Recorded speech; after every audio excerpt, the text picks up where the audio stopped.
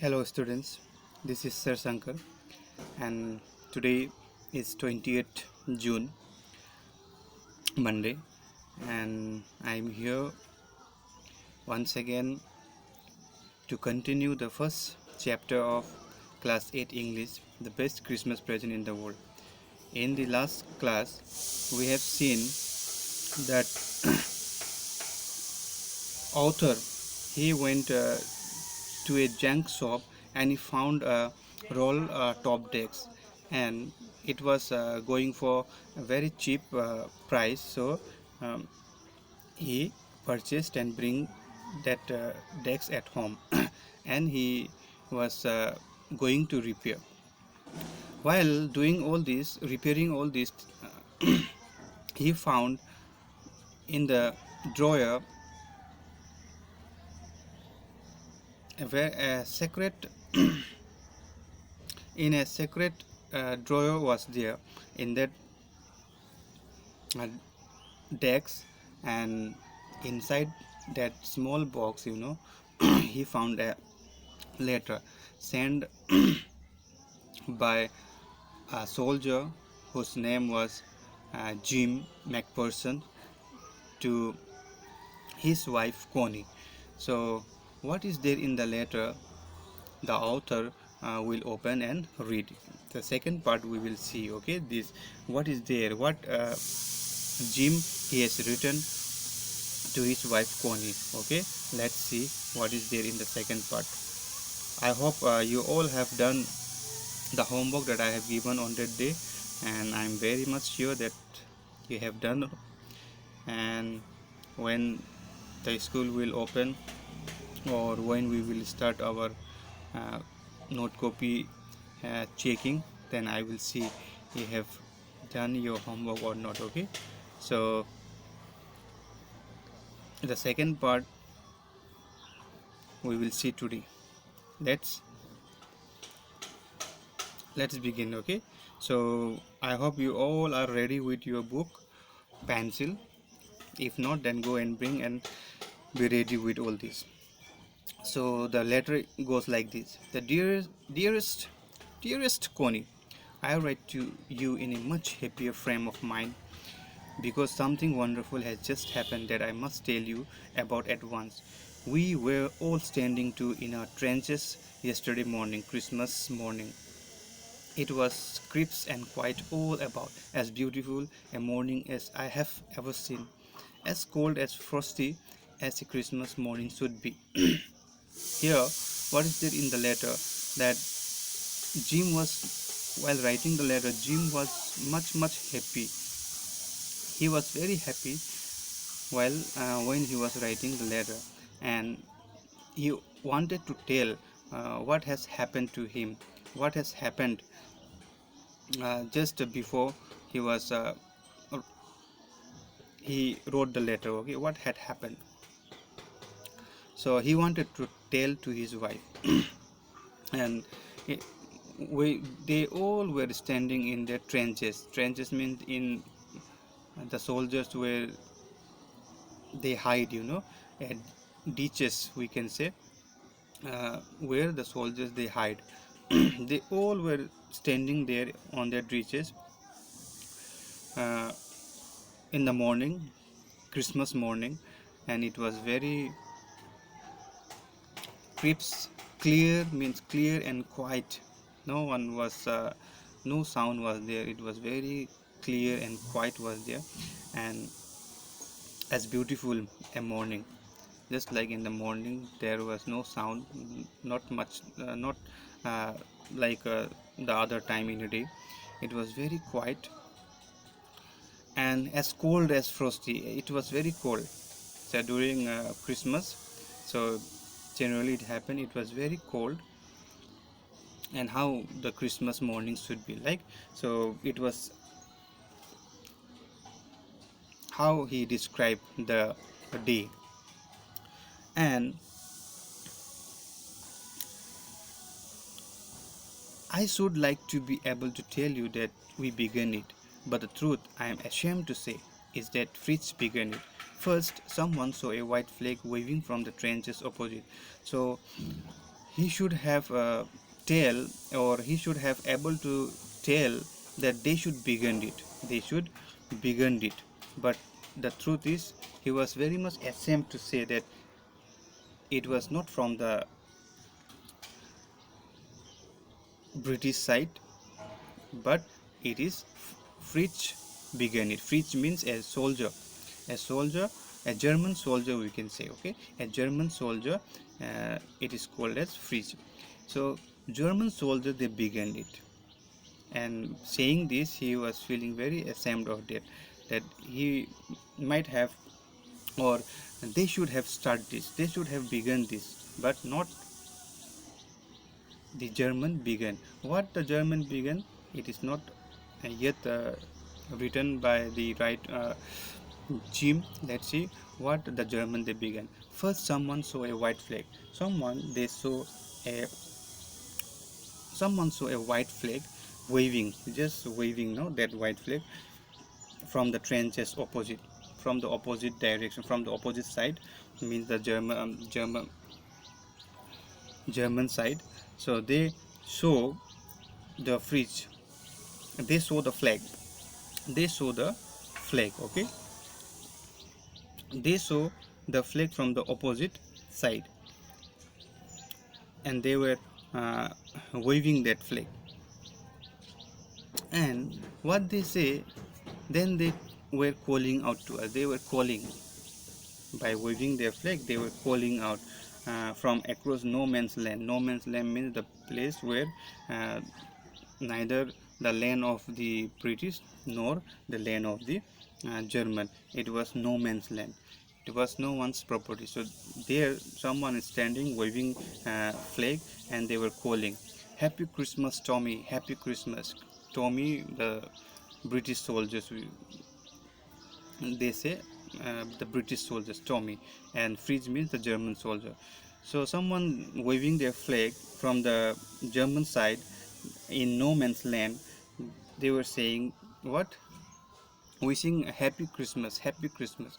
When we had got over the surprise, some of us shouted back, "Same to you." The some of the soldiers, no, from the British side, they also said, "Same to you."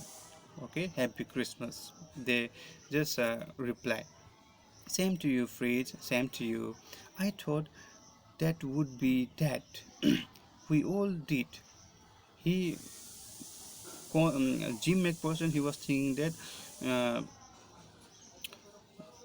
it was all, no, someone is wishing and someone is replying back. It was all about, he was thinking that the British soldiers were just doing this, but it was not.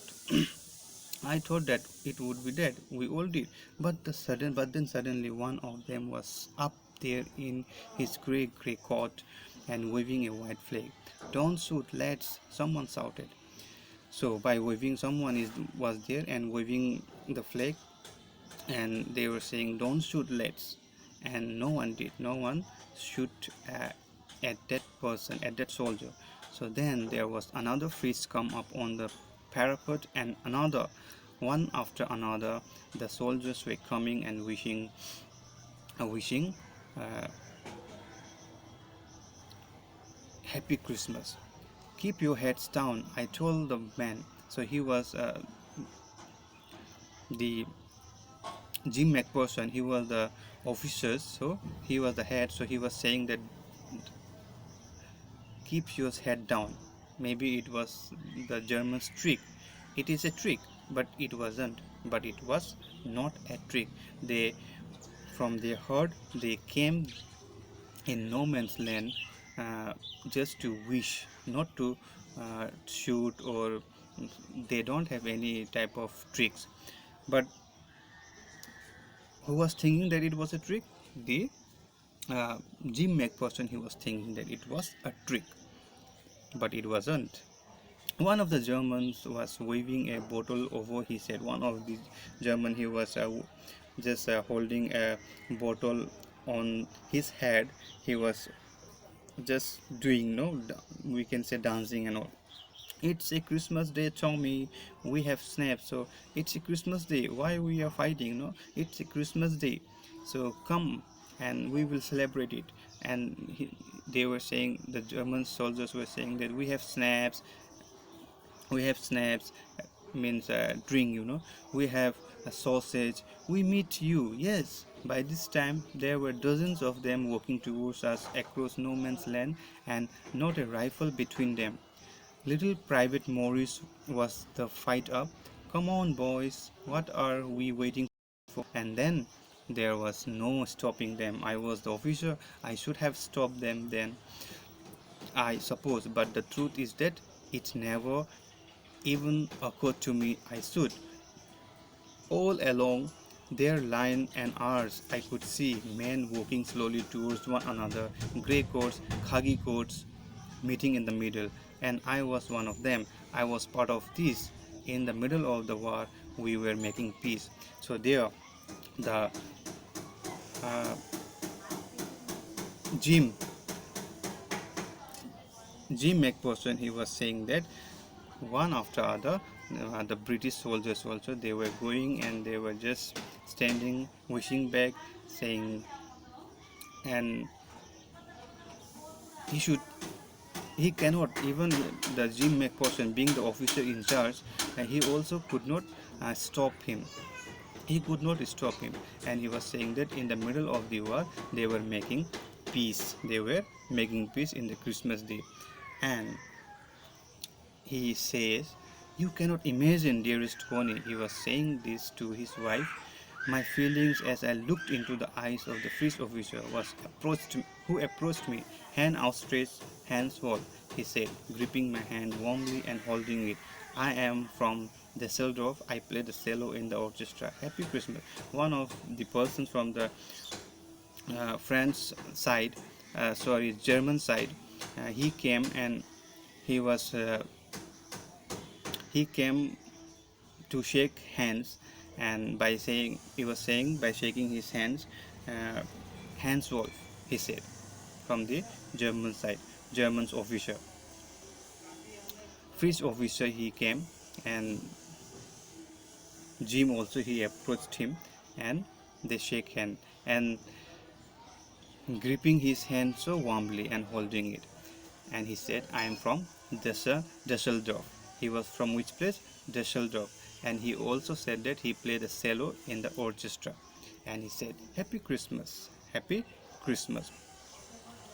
And the Jim, he said, Captain Jim McPherson, he replied by saying, I am Captain Jim McPherson, and a Happy Christmas you too. He also replied, wishing back to him by saying, Happy Christmas to you. I am a school teacher from Dorset.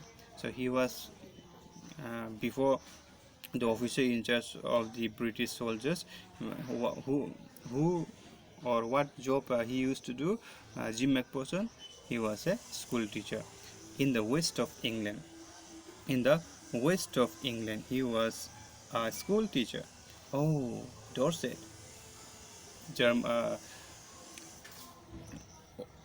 French officer, he smiled, saying, Oh, Dorset.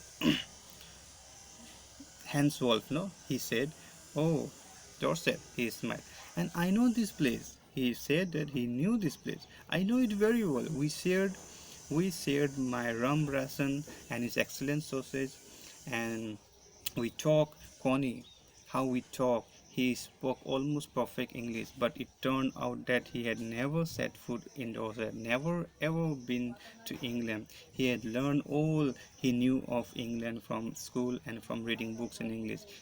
So they shake hands, they will share their food items, no, all these things he was telling to his wife Connie, and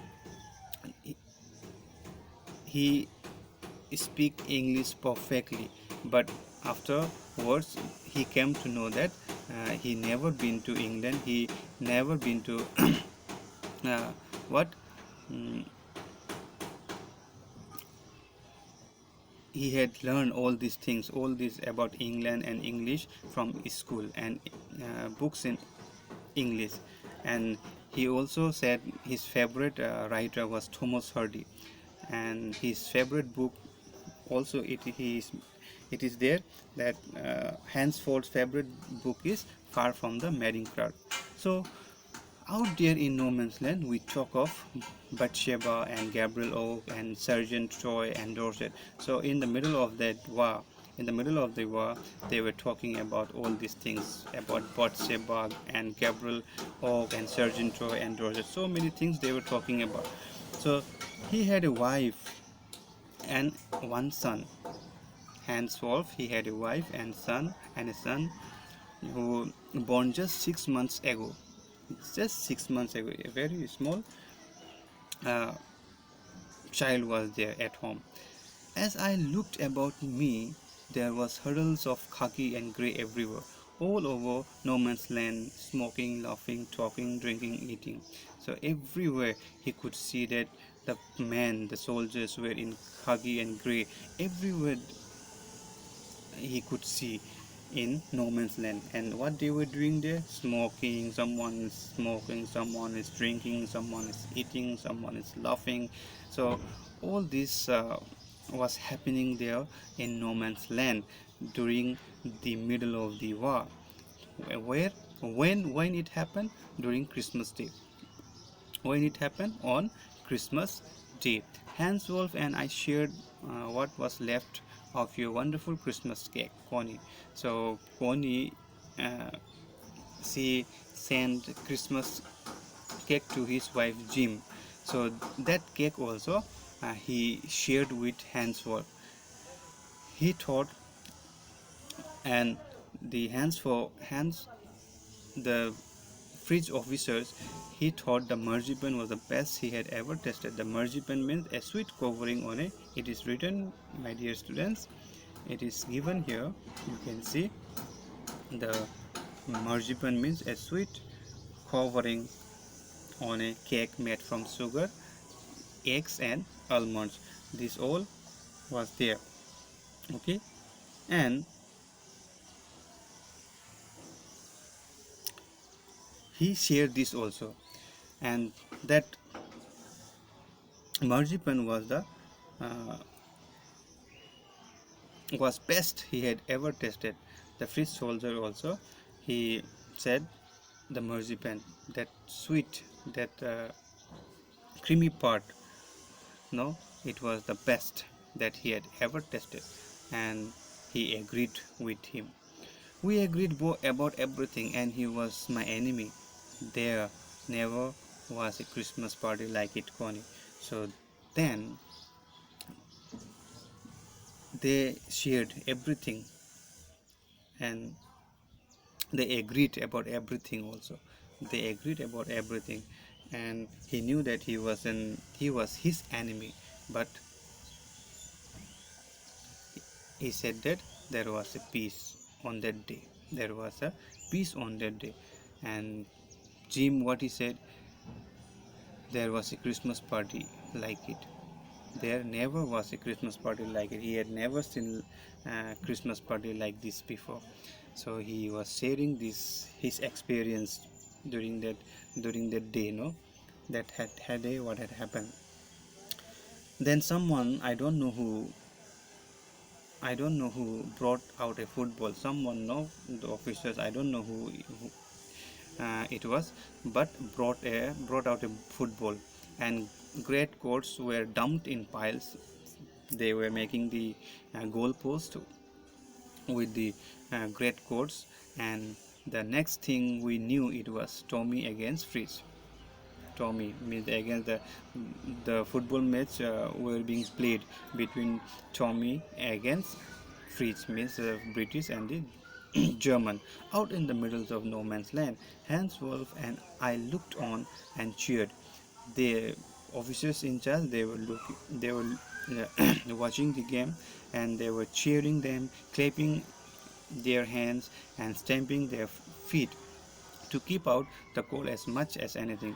Just they were cheering them, no, the football match was being played between these two country, and they were cheering just to keep out uh, the cold. It was very cold here, so just they were doing this.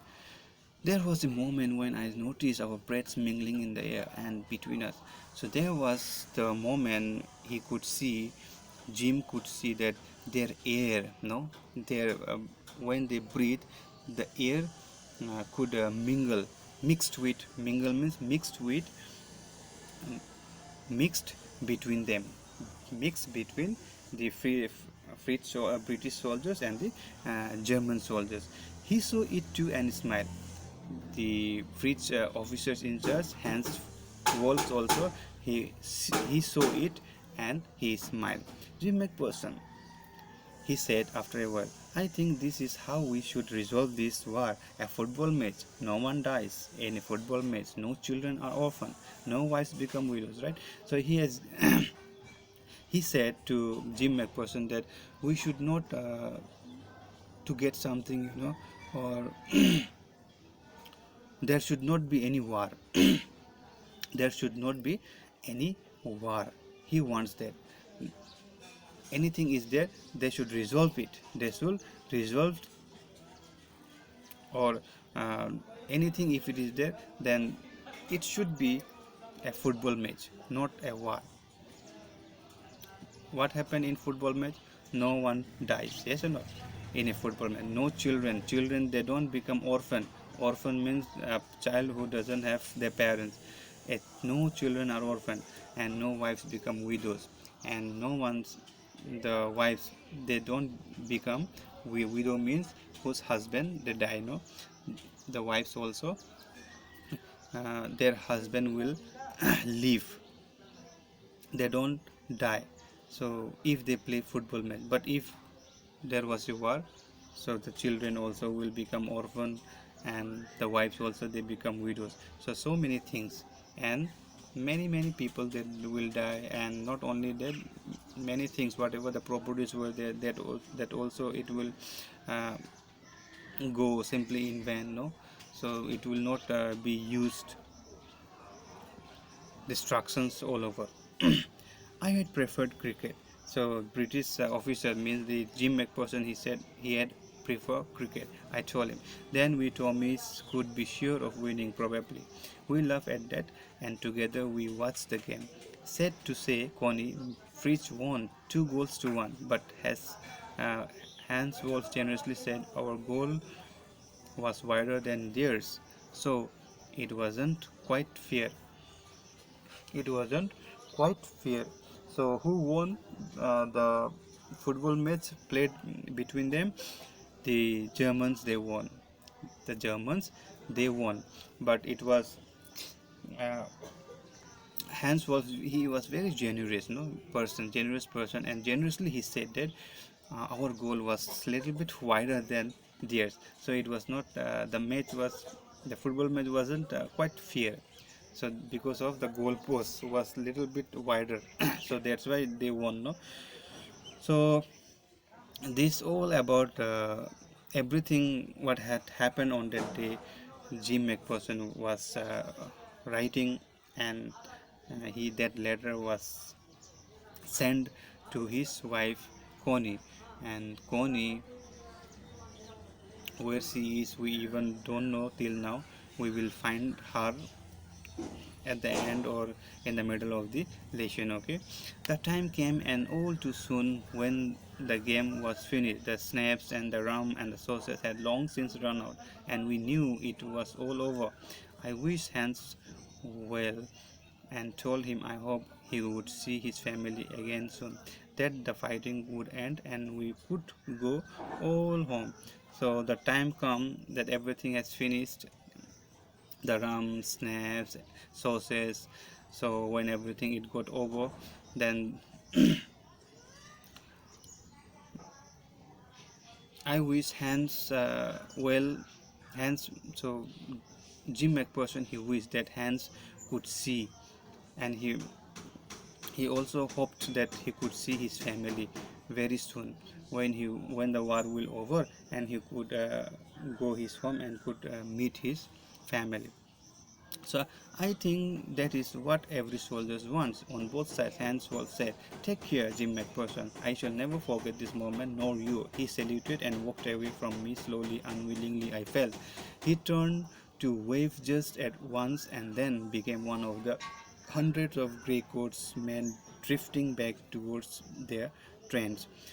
So he agreed, Hans Wolf, he agreed with him that if and everyone, all the soldiers, they want this, that soon, very soon, the war should get over and they all will go home and meet their family. Everyone thinking this, and by saying take care, James McPherson, he leave by saying he would never forget this moment,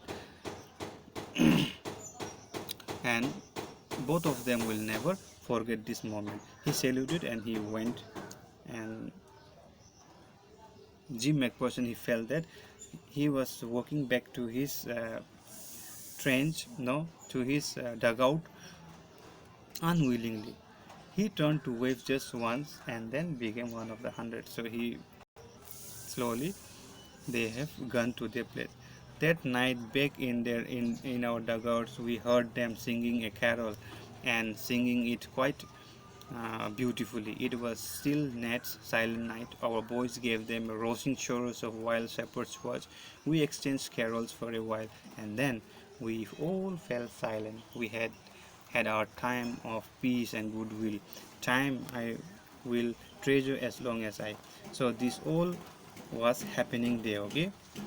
And dearest Connie, by Christmas time next year, this war will be nothing but a distant and terrible memory. I know from all that happened today how much both armies long for peace. We shall be together again soon, I am sure of it. So by saying all these things, he ended up by saying you are loving Jim.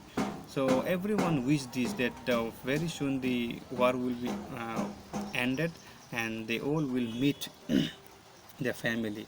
And this never seen, both the countries, they have never seen this type of party in Christmas Day. So all these things happens on Christmas Day. He shared, he has written a letter to his wife Connie. Jim, it was a letter sent by Jim McPherson, the army British officer. So I stopped here, my dear students. You write, this is your homework, all the word meanings here given, and the book meanings also it is given. You write. I hope on the first day class you have written the word meaning. Today also I am saying that you write this in your note copy. So till then I stopped today. We will see the next part in the next class, okay? Thank you very much.